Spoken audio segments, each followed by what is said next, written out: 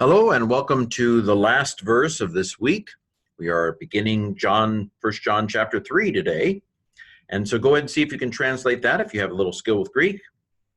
And here's my translation. Know what sort of love the Father has given to us, that children of God we might be called. And we are. For this reason, the world does not know us, because it has not known him. There you have it. Some interesting Johannine theology here. John, I think maybe more than any other New Testament author, has a sense that unless you're in, you're not going to have the right thoughts. You're not going to understand. Of course, there is a whole stream of theology that models itself on this idea that, and especially I would say Reformed epistemology, that there's simply no talking to someone who isn't a believer, because if they're not a believer, there's no point in talking to them. This is almost diametrically opposed to the idea that C.S. Lewis, Mere Christianity, or Evidence That Demands a Verdict, or apologetics. This would be almost diametrically opposed to that stream, because this stream would say, if you're not a believer, you're not going to believe. You're not going to understand. You're not going to agree with us. Of course, the danger here is, of course, that a cult could say this, right? Waco, Texas, late 90s. David Koresh was a guy that burned a bunch of people. He would have said, no doubt, if you're not one of us, you're not going to understand it. If you're not one of the chosen ones, you're going to. So we have to. This is Scripture. And so there is obviously truth here, but we also want to be careful not to use this to justify wackiness. And I do believe that Scripture also models the use of reason.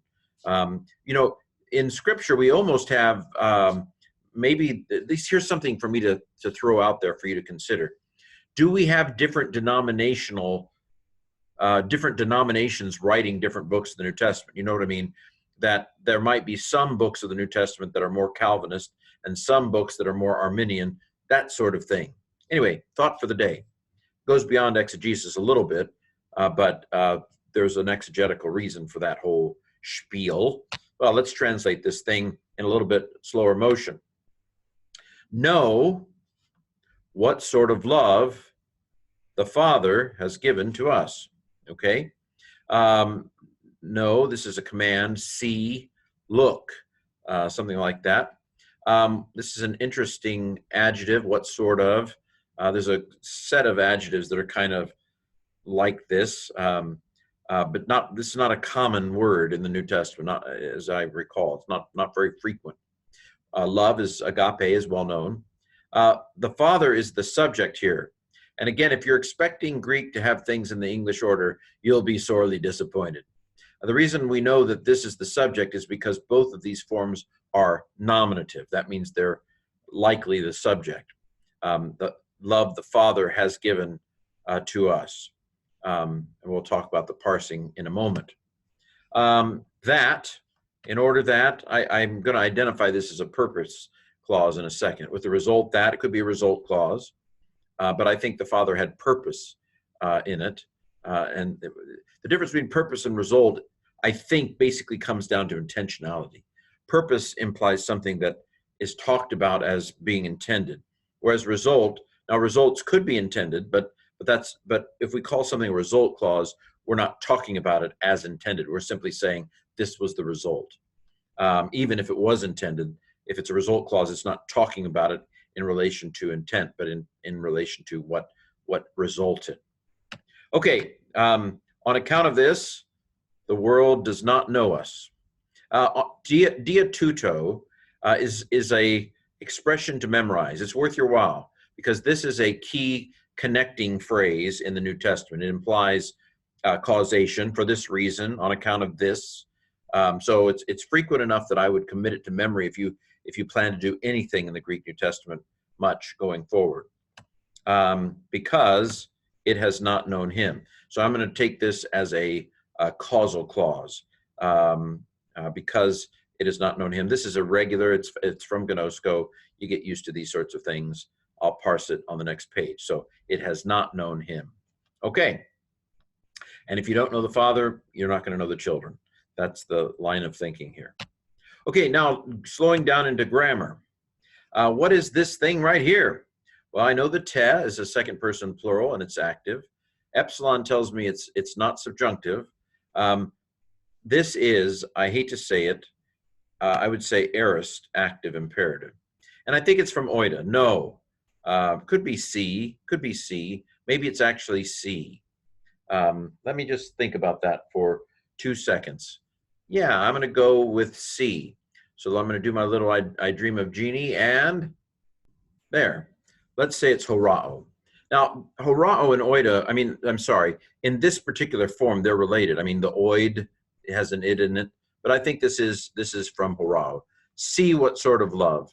It's aorist because id is the aorist of to see. Could have put blepo here, I suppose, because it's irregular, right? So what does it come from? It's not related to this form, but I'm going to put a horao here. Next form of interest here is dedoken. A nu with an epsilon in front of it is almost always a movable nu. Throw that away. Epsilon is a very common third-person singular, active indicative, past tense ending. Now, in this case, it's not actually past tense. The perfect tense isn't technically a past tense. And, oops, I gave it away. This is perfect because of the kappa. Kappa epsilon is, and it's reduplicated on the front. So it is indeed perfect, active indicative, third singular from ditto me, dittos, ditto, see. Actually, the song here would be ditto me, do so, edo ka, dedo ka. These are the principal parts of didomi. The fourth principal part is dedo ka. It's the perfect form. It's the perfect form. Okay, has given. He has given. Again, I'm going to take this as a purpose clause in order that, why not? And with hinna, subjunctive is coming. Subjunctive is coming. And I'm not disappointed. This is a subjunctive. You can see that the men is first person plural and active, or is it? Tentatively active, let's say. Omega tells me it's subjunctive. It's been fried. Theta, okay, I have to trump my ending and say that this theta tells me it's aorist passive. So it's aorist passive subjunctive first plural from kaleo. And you'll notice that we've crunched the alpha out of it. You know, the epsilon's there as a eta, but anyway, it's been scrunched. You can't smush words like that. Okay, so there you have it. In order that children of God we might become children, this is a neuter plural alpha. Bingo. Okay, so it's plural children. Not little children here. It's children. Okay, continuing on our grammar. This should be grammar continued. Ken, what's wrong with you? There, grammar continued. There's nothing here that I was particularly interested in. Gnoske is just a present active indicative third singular. This one, causal clause, I already said that. But egno, let me tell you about egno. So I gno this one. It is gnosko. I can see gno hiding in there. There is an epsilon in the front, which could be an augment. It is an augment. I think actually gnosko has two past tense forms. This is aorist. It's certainly not built off the present stem, so it's not imperfect. So it's aorist. I'm going to go with active. I'm going to go with indicative. I'm going to go with third person singular from gnosko. It's weird, okay? Egnon. Egnon would be the first person singular. Egnon, egnos, egno. So, yeah, it is not known him. Okay, well, that leads us to the pronunciation part. Pause the tape if you'd like, as I say the words. Idite, patapain, patapain, agapain, dedoken, humin, ho, pater, hinna, tekna, theu, clethomen, kai, esmen, dia, tuto, ho, cosmos, gnoske, hemas, hoti, uk, egno, auton. Okay, now the challenging part. Let me see if I can read it somewhat at speed. Idite patapain agapain dedoken humin ho pater. Hina tekna theu clethomen. caius men. Dia tuto ho cosmos ou genoske hemas, hoti uk egno auton. Okay, there you have it. 1 John 3:1. Lord willing, on Monday, we will begin with 1 John 3:2. And we'll see you then, Lord willing.